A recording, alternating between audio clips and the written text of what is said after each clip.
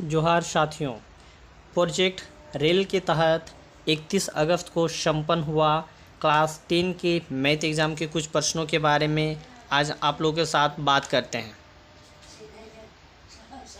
पहला क्वेश्चन है y बराबर पी एक्स। एक ग्राफ दिया हुआ है जिसमें पी एक्स के शून्यंकों की संख्या बतानी है। यह आपका ऑप्शन 1, ऑप्शन 2, ऑप्शन 3, ऑप्शन 4 है।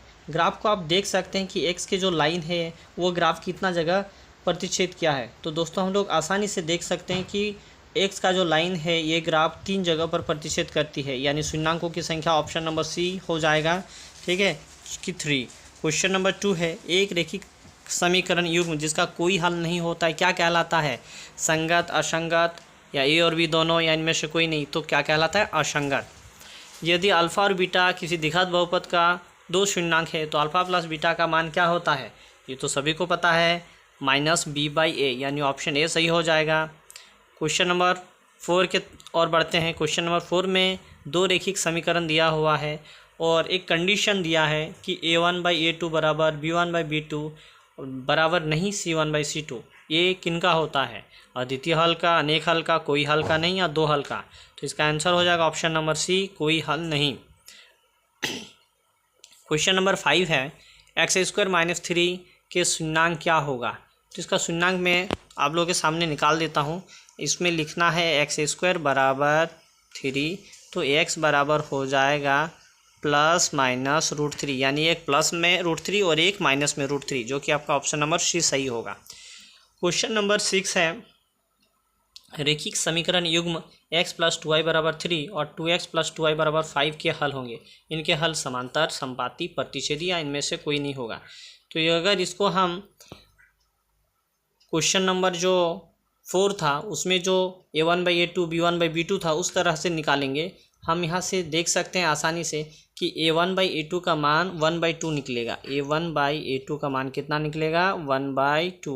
और b1/b2 का मान कितना निकलेगा?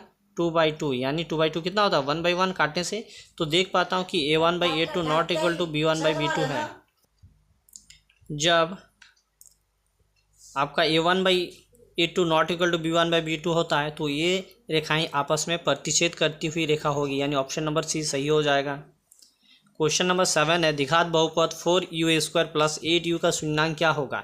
ये भी आपका पिछले क्वेश्चन की तरह ही इसका भी शून्यंक निकलेगा।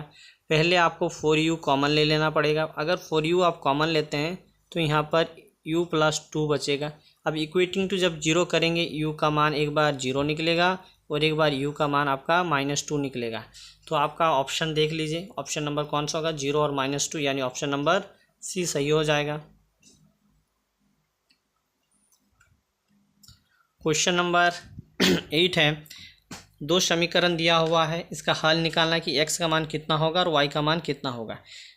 प्रोसेस आप क्लास 10 में 3-4 प्रकार के पढ़ चुके हैं। आप अगर यहाँ सब्स्टिट्यूट भी करते हैं कि x और y का वैल्यू किसी एक समीकरण में पुट कर दें तो आपको आसानी से मान भी मिल जाएगा।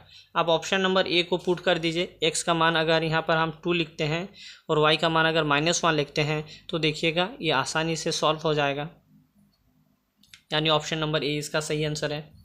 क्वेश्चन नंबर 9 की ओर बढ़ते हैं। एक द्विघात बहुपद के शून्यंकों का योग तथा गुणनफल क्रमशः -3 और 2 है, तो द्विघात बहुपद क्या निकलेगा इसका? शून्यंकों का जो योग होता है, यानी अल्फ़ा प्लस बीटा का जो वैल्यू है -3 और अल्फ़ा इंटू बीटा का वैल्यू है 2। तो आपका देख सकते हैं जो इक्वेशन नॉर्मल इक्वेशन होता है x² - alpha plus beta x plus alpha into beta, यानी x² एक माइनस है और एक माइनस ऑलरेडी क्वेश्चन में दिया हुआ है, यानी +3x हो जाएगा +2 हो जाएगा। ये कौन सा ऑप्शन के साथ मैच हो रहा है? तो ऑप्शन नंबर 1 के साथ। तो क्वेश्चन नंबर 9 का आंसर हो जाएगा ऑप्शन 1। क्वेश्चन नंबर 10 है, रैखिक समीकरण युग्म x + y का वैल्यू 9 और x - y का वैल्यू 1। ये भी आप आसानी से ऑप्शन देख के भी बना सकते हैं। देख लीजिए ऑप्शन नंबर सी, x और y का वैल्यू अगर मैं ये वाला पुट कर दूं, x की जगह 5 और y की जगह 4, ऐड करने से 9 होगा और माइनस करने से 1 होगा, तो ऑप्शन नंबर सी इसका करेक्ट होगा।